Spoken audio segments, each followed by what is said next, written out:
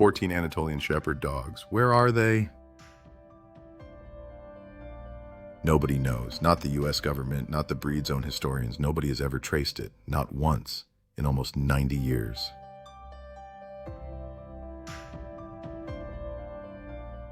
It starts in the late 1930s. Two working dogs were sent from Turkey to the United States. A gift arranged after a dinner at the White House. The project itself was secret. Its goal: find the world's best sheepdog. One of them arrived pregnant, 14 dogs in total. They grew too large for their kennels, too expensive to feed once the war came. When the project ended, all 14 were sold in a single sale to one buyer from the Virgin Islands.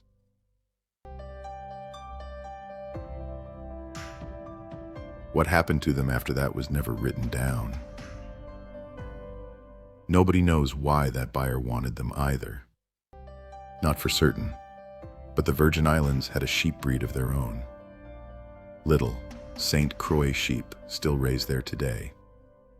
No wolves, no bears, nothing built to hunt a flock.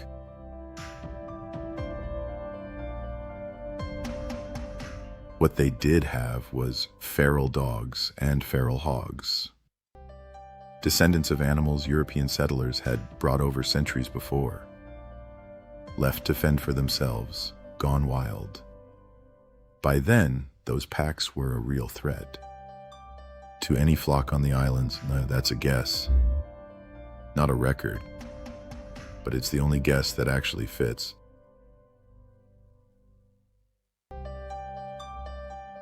That's not where this story starts. It isn't where it ends either.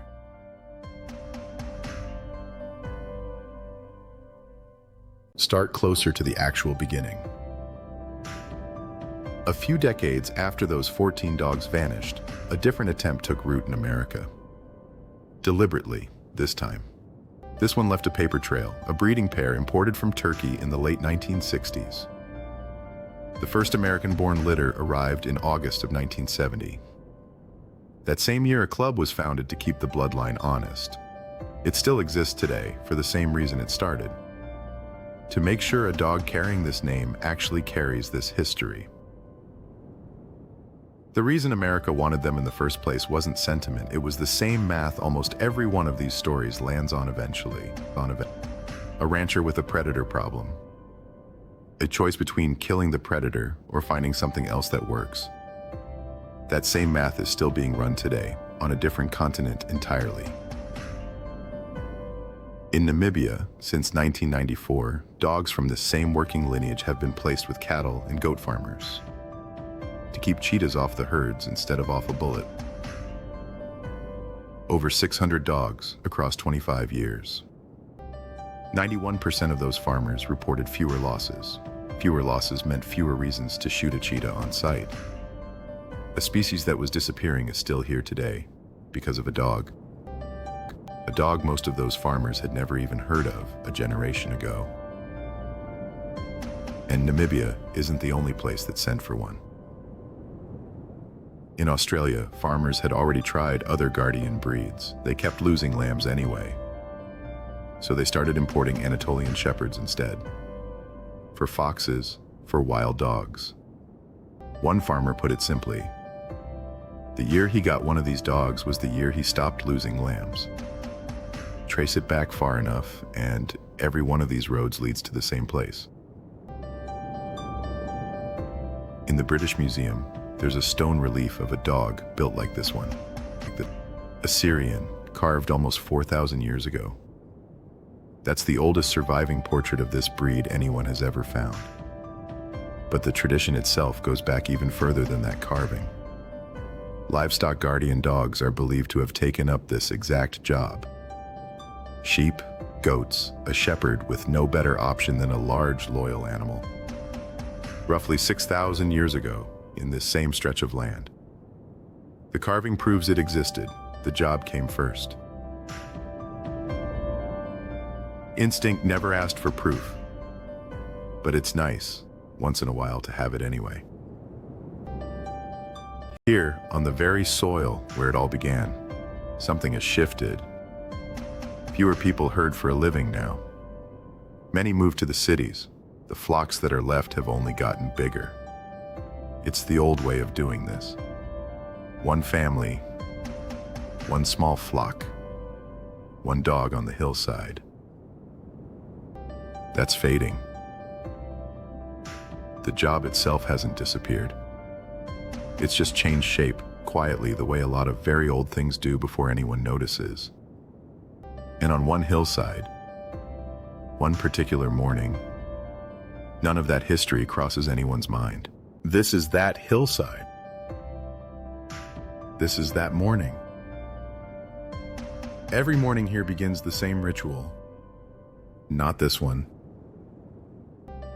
5 years into this post, and the patrol hasn't changed by a single step. Pablo takes the fence line first. He always has, as if the boundary needs proving again every morning. Sheila takes everything else. On this property, that's rarely nothing. Neither of them remembers the morning they arrived here. We still do. But that isn't the morning this one's about.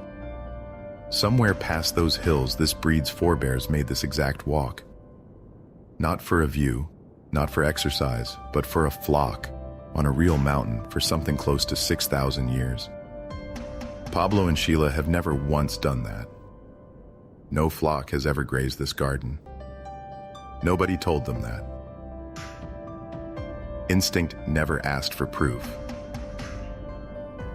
Today, though, is the day water comes down the mountain.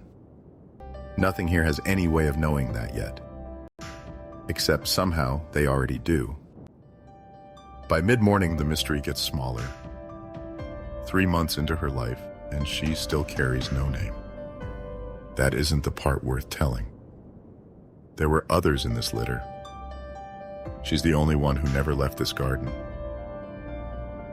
Some of the others went further. Up into the mountains, to real flocks, taking up the one inheritance this breed has carried for something close to 6,000 years. Walking behind sheep, standing between them and whatever moves at the tree line after dark. Nobody trained them for it. Instinct never asked for proof. This one hasn't gone anywhere. Sheila still won't let her near the gate. Not once. Not since the day she arrived. Nobody taught Sheila that discipline. Someone taught whoever came before her. She has never once laid eyes on a wolf. Not in this garden, not anywhere she's been. But some part of her keeps watching the tree line as though one might still be there. The same part that, somewhere past these hills, already is. By midday, even Anatolia stops arguing with the heat. It simply waits it out the way it has every summer before this one. This isn't the first summer that's tried to break their pace. History says it won't be the last either. Almost everything else in this garden passes unnoticed. Something moves low in the grass, and the whole body answers before the mind has even asked the question. A snake earns that reaction. So does a hedgehog. Every quill, every scale, cataloged as danger by instinct, never by lesson. A yellow-jacket hornet at the fence line draws that exact same alarm. A bee, however, 3 feet closer, draws nothing at all. Nobody taught them that difference. Something far older did. It isn't only the dogs paying that kind of attention. Every nest in this garden is built on this side of the fence, never the other.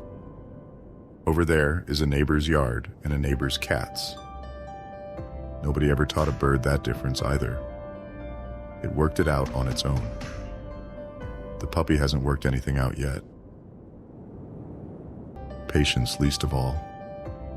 She doesn't know what the mountain is about to send down either. just a few hours' time. There's a stream bed past the tree line, maybe 200 yards out. In other seasons, it runs entirely on its own. Nobody sends it, nobody has to. By summer, it goes silent. Dry stone, dry mud, as if it had never run at all. This water is different. The season doesn't decide when it comes. A person does. Once a month, in the deep of summer, the mountain sends this water down for the trees. For about an hour, the whole garden remembers what water sounds like, and this is the one they notice. Pablo watches it happen, unhurried. Sheila announces it to the entire property. And the puppy, who has never learned to wait for anything, doesn't wait for this either. Even now, even with all of this breaking loose around him, some part of Pablo is still checking the fence line, still standing guard over a flock that has never once set a hoof in this garden. By evening, the garden remembers once again how to be dry. That's what today looked like before you knew what it was. Now you do. No flock came down the mountain today. No wolf stepped out of the tree line either. They stood guard anyway. They always do. It's the one thing about them that was never actually optional. None of that history from earlier is on anyone's mind tonight either. Somewhere beyond the fence, something is moving through the dark. We never find out what. They don't need to either. Whatever it is, it doesn't cross the line. Not tonight. She still carries no name. She doesn't know that about herself yet either. Some of her litter mates have already reached the mountains. Real flocks, real wolves, the same inheritance their ancestors carried for 6,000 years. Instinct never asked for proof there either. Lately, someone has been asking whether she's ready for a flock of her own too. Next time, we'll tell you who and where she might be going.